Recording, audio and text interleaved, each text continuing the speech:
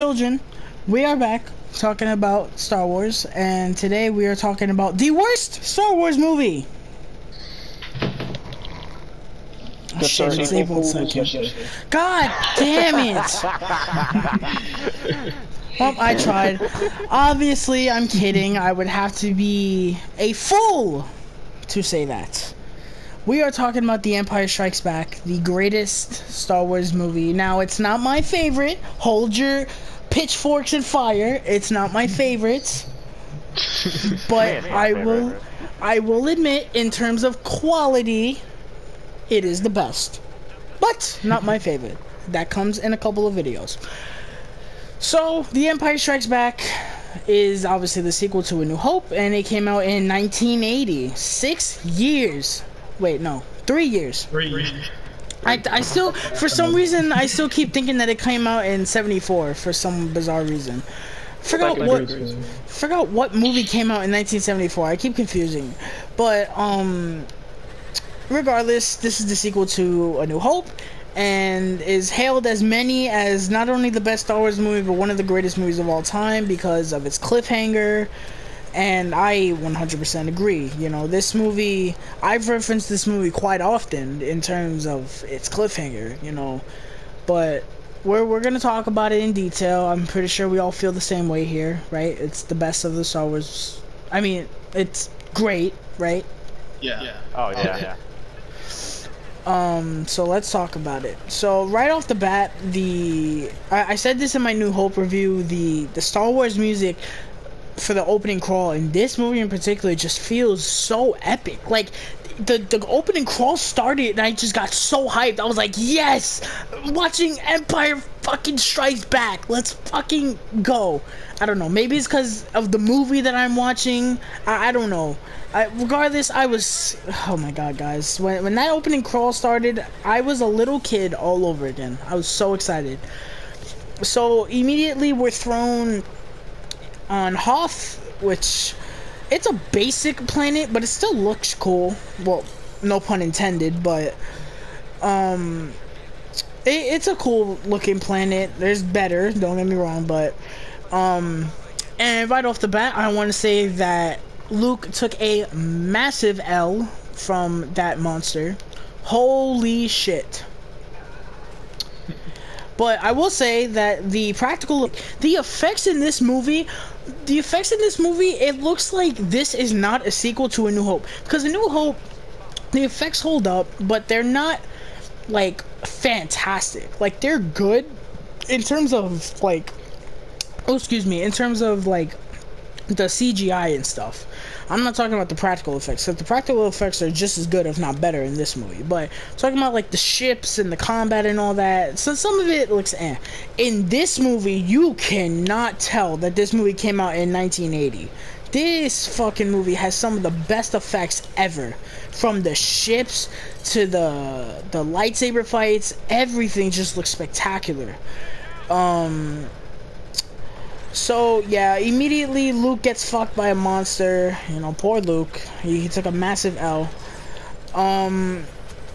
So, one positive that I have in this movie is that it does a good job at showing that there's a time jump. And also, it also makes you feel like you never left this world. You know, it makes you feel like, you know, nothing has changed. Well, not nothing has changed, but, like, it makes you feel like you never left. And I love that. You know, I like it when movies from sequels, they do that. It doesn't make you feel like, oh my god, I haven't been here in so long. You know, well, The Force Awakens does that, but that movie's supposed to do that. So another big positive about this movie, it's fucking hilarious. This movie is hilarious. Some of these jokes, yo, there's an exchange. First of all, every time Chewie does something in this movie, I laugh. Chewie is the man. But I love the scene where Han, Leia, Chewie, and Luke, they're all in that room, and Han is telling Leia, oh, first of all, I want to mention, again, rest in peace, Carrie Fisher, the relationship between Leia and Han. That is perfect writing at its finest. the most perfect writing you could find for a pair of characters. They have the most perfect chemistry you could ask for between actors. I love it, but it's just like, it's so funny, the dialogue between them. Han is accusing Leia of liking him, and Leia's like, I don't know where you get your theories, and then Chewie just starts laughing, and Han insults him. It's hilarious. This movie is hysterical. And then she kisses Luke, which that I don't think I don't think Luke wants to remember that one in the family album, but I think the field trips to Grandma's house were limited after that. Oh wait, that didn't make sense. No, Auntie's house, because their mother's dead. There you go. Regardless, you guys get the joke. You guys get the joke. I made a missy. You guys may get the joke. Moving the fuck on. So, Luke gets all better after being frozen outside with Han, and he goes to destroy the, God, what the fuck are they called? The AT-ATs. And I love this little exchange with Luke and Chewie. It's adorable. Luke tells him goodbye, and Chewie just gives him the best hug that anybody could ever receive. It's so adorable. I love it. Chewie's like the human version of therapy. I don't know. Like, you know, he'll always listen to you, and he's warm and cozy. I love it.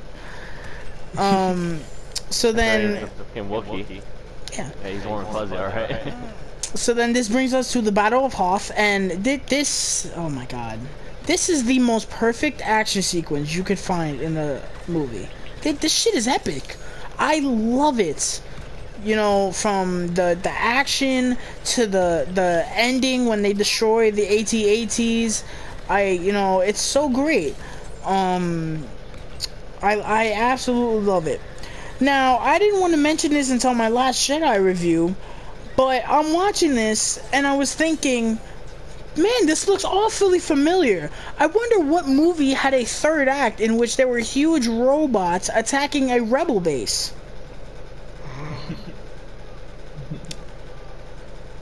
Well, we'll talk about that next week. By the way, I look at The Last Jedi in a different light now.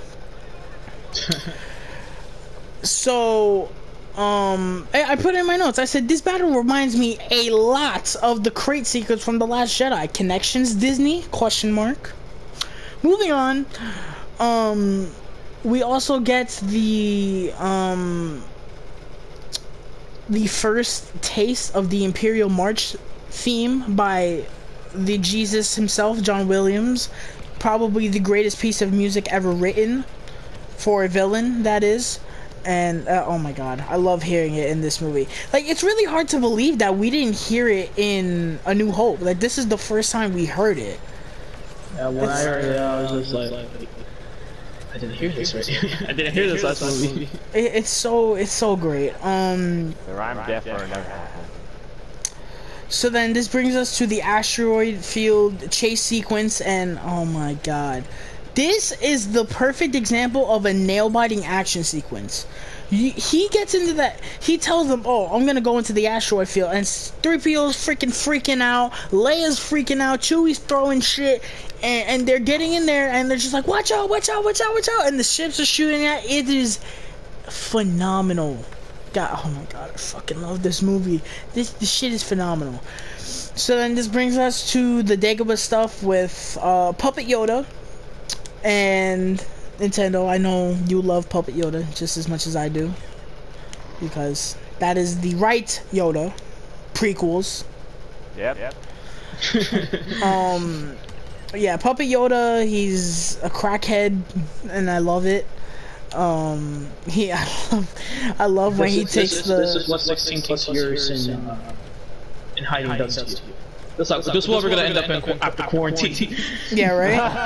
We're gonna be outside. We're gonna be outside mumbling about the Force.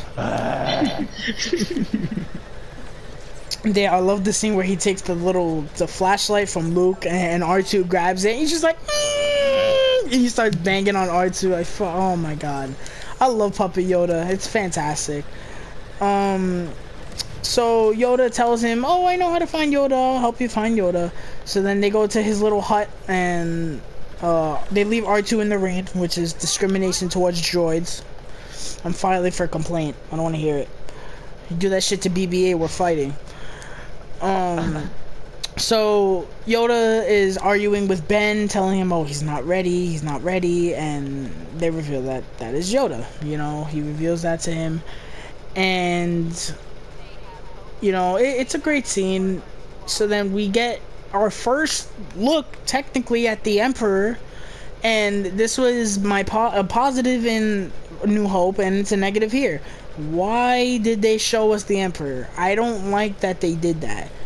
You know, I wish that, again, we would have just heard the Emperor. I wish we didn't have to see the Emperor, you know, because this is supposed to be the big villain in Return of the Jedi, and you just show him.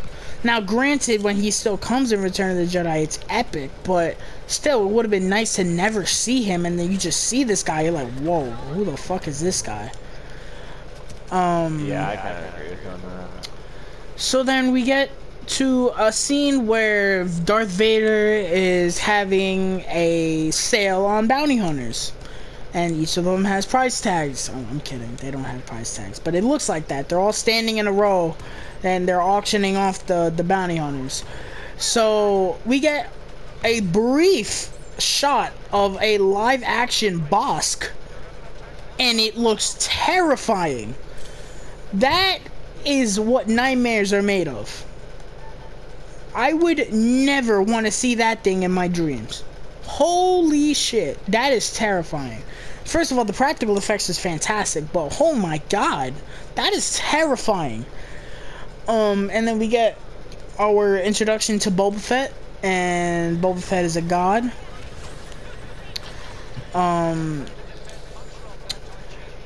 You know, I've lost my train of thought.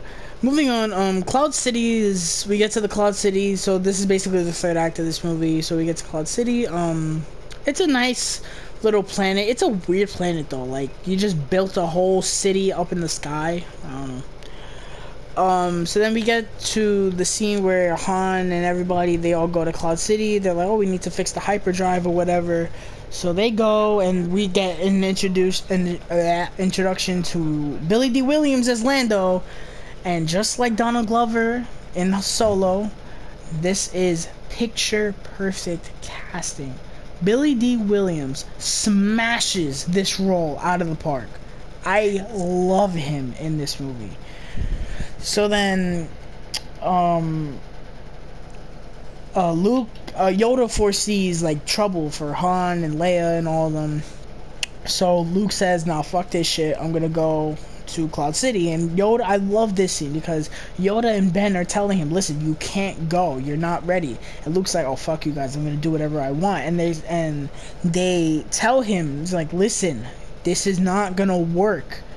Now, if I was Luke, I understand that my friends are in danger, but I still would have listened to the puppet who's been yelling at me for the past God knows how long, who can see the fucking future. Just saying. So then we get to the scene where Lando reveals that the Empire was there the whole time, and we get to that great scene where Vader stands up at the dinner table, and Han immediately, like the badass he is, pulls out his gun and shoots at Vader. I love it. I love it. Han is a goat. So then they torture... Oh, quick question. I want to know what Yoda meant. Now, he probably didn't mean Leia, but Rise of Skywalker probably tells us that he meant Yoda. But I want to know what Yoda meant when he said... Because Ben was like, "Oh, this is our last hope," and then Yoda was like, "No, there's another." I want to know what he meant by that. It was probably Leia. It was, yeah. Yeah, Personally, it made sense that it was Leia, but I can see why people think it could be Rey, but I don't want to think it's Rey, because I'm not either. let's just say for my happiness that it's Leia. Because I pretty much Rise of Skywalker tells us that it's Leia, right? Because they showed that she trained. Yeah. I was gonna say, yeah. So they torture Han, and I don't know why. Like, I guess it's either because he shot at him, or he remembers that Han, like, stopped him from killing Luke in A New Hope. But, like, Darth Vader basically bullies Han Solo, and I'm like, why him of all people? Like, if I'm using common sense, I would think that it was Leia, because they had that conversation in A New Hope, and he was always after her. I don't know. And he had to have known that, you know, he was her daughter. I mean, her father. I don't know. It was weird. So then, I like the scene where Han gets thrown in the little cell that they're in, and then Chewie's freaking out, understandably, and then Han just tells him, like, bro, like, chill, like, it's gonna be alright, you gotta protect Leia, and, you know, put yourself in the ship. I love that, you know, that's such a great scene. So then we get to the carbonite scene, and this scene is rough. This scene fucks me up. You know, the music, the line from Han or Leia, and she goes, "I love you," and he goes, "I know, I love it." And then the sight of him getting frozen is just like so scary. You know. And that was like the first nightmare I've ever had. And fun fact, which you guys are watching, you guys probably know this already, but this was originally supposed to be the death of Han Solo. He was never supposed to come back, but Lucas wanted him to come back for Return of the Jedi, and Harrison Ford was like, fuck it. Also, another fun fact, Harrison Ford hates Star Wars with a passion. And that's not me making shit up. Look it up. He actually hates Star Wars, which I find funny. He was really happy when he finally got Force Awakens. Yeah. Basically. I don't have to get another movie. Which kind of made The Force Awakens... Yeah, that was the running joke with Rise of Skywalker. How big was that paycheck for him to come back? Yeah. Moving on. We'll cut you a few million if you stay in for like a couple of seconds. Yeah, right? And look, we'll even make it easy for you. You just have to recite the same dialogue from the last movie you were in. We're not even gonna give you new dialogue. So, moving on, we get to probably one of the best scenes. It's my favorite scene in the movie, 100%, but probably one of the best scenes in the franchise. The Darth Vader Luke Skywalker fight. Oh my god. Where do I start with this? This is the perfect Star Wars scene. This is the perfect Star Wars scene. It has the epicness, the emotion, no music at all, the perfect acting, the perfect scenery. Everything is a 10 out of 10 in this sequence. Like, seriously. I love, like, when they ignite their lightsabers. Not even that. When the lights go down, right? Or when they come on, and then you hear his breathing, and he approaches him, and they turn on their lightsabers. Oh my god. It gave me chills. I know it had to have given you guys chills when this fight started. Oh yeah. When I heard the first breath, I'm like, oh, shit's gonna go down. It's not even that. It's like that part after they escort everyone out, and then he enters that room and the door closes on R2. You're like, oh, here we go. You know. So, basically, I like this lightsaber fight in particular because it doesn't cut away from that much stuff, and when it does, it's important things, like we need to see Leia and Chewie escaping and all that. So I'm just gonna cut this short because I want to get to the Vader and Luke stuff. Han is frozen carbonite. Boba Fett's taking him away. Lando sets everybody free, and they try to save Han. They don't, so they get in the Millennium Falcon. Go away. That's it. So then we get back to Luke and Vader, and I love how Vader's just being a dick in this fight. he's basically throwing shit at him, and he's toying with him because he knows that Luke is not ready. So he's like, okay, this is an easy W, so I'm just gonna fuck with him. I'm not gonna sit here and waste all my energy. I mean, he's already old as shit as it is. So he starts toying with him and throwing things at him. So then Luke, he throws like a box at Luke and he goes flying out a window. So then this brings us to okay, I want to bring this up because it's funny. So you guys know that part in the fight where Luke is looking for him and Vader's hiding behind a wall and he just pops out of nowhere and swings at him?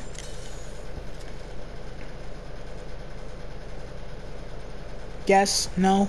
Yeah. Oh, yeah. Sorry, I was stuck this one. So I always find that part funny because it's like Vader, every time Vader breathes, you hear him. So I was thinking, how long did he have to hold his breath so Luke didn't know he was there? I'm just saying, he almost went into cardiac arrest with that scene. I'm just saying, like, you know, I know I'm supposed to be concerned about the villain over here, but this man almost died. How long he had to hold his breath. Yeah. So then they keep fighting, and eventually Luke loses his arm after he bitch slaps Vader with his lightsaber, which I find hilarious because he hits him and Vader's just like, oh, I'm gonna fucking kill this kid now. So he cuts his arm off, and the line delivery between Mark Hamill and James Earl Jones is picture perfect. Vader tells him, join me, there's nothing left, just join me. And he says something about his father. I forgot what he said. He's like, you killed my father. Yeah, and oh no, he goes, oh, Obi-Wan never told you about your father, and you killed him. And then we get the most famous line recited in cinema history. Famous twist point. Nothing can top it. Luke, I am gay. I'm kidding. Luke, I am your father. And the response from Mark Hamill is perfect. Every time he reacts, I feel more weight to when Darth Vader even says it. Now, granted, we all know, obviously, all three of us have seen the movie before, so we all know, you know, the line. But, you know, I can't imagine sitting in that theater in 1980, like, on the edge of your seat, like, oh my god, like, what's gonna happen? And then hearing that, I can't imagine. The whole theater must have been like, yo, what? That must have been so crazy. But this twist to me reminds me of the twist, well, not twist, the ending in Endgame, Infinity War, when Thanos snaps and everybody disappears, because it's like, well, what the fuck is gonna happen now? They just revealed that the biggest dickhead in the freaking universe is the father of our hero, so what the fuck is gonna happen? You know, I love it.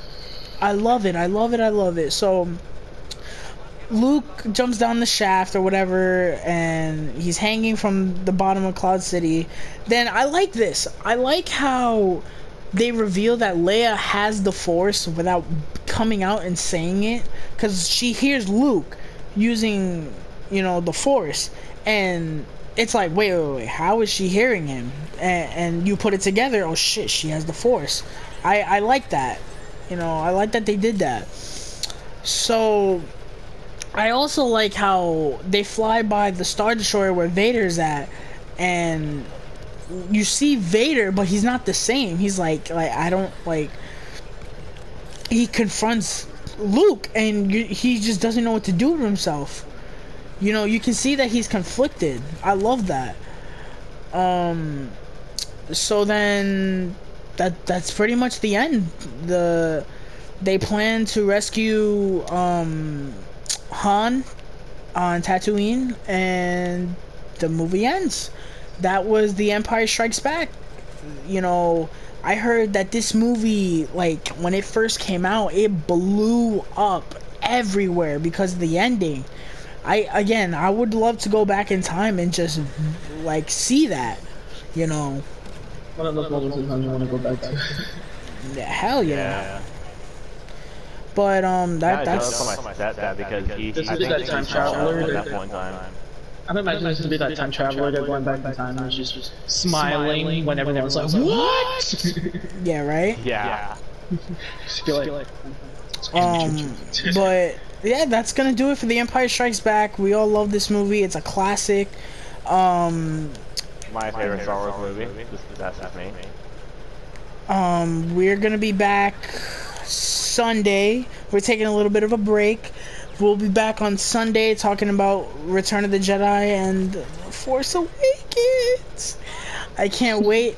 Thank you guys so much for taking this journey through the galaxy with us. We're almost at the bitter end. This series, or not this series, but like the next trilogy. Well, we'll get there. Thank you guys so much again. Please leave a like and subscribe if you haven't already. Look out for more reviews very soon, and we'll see you later. Take care.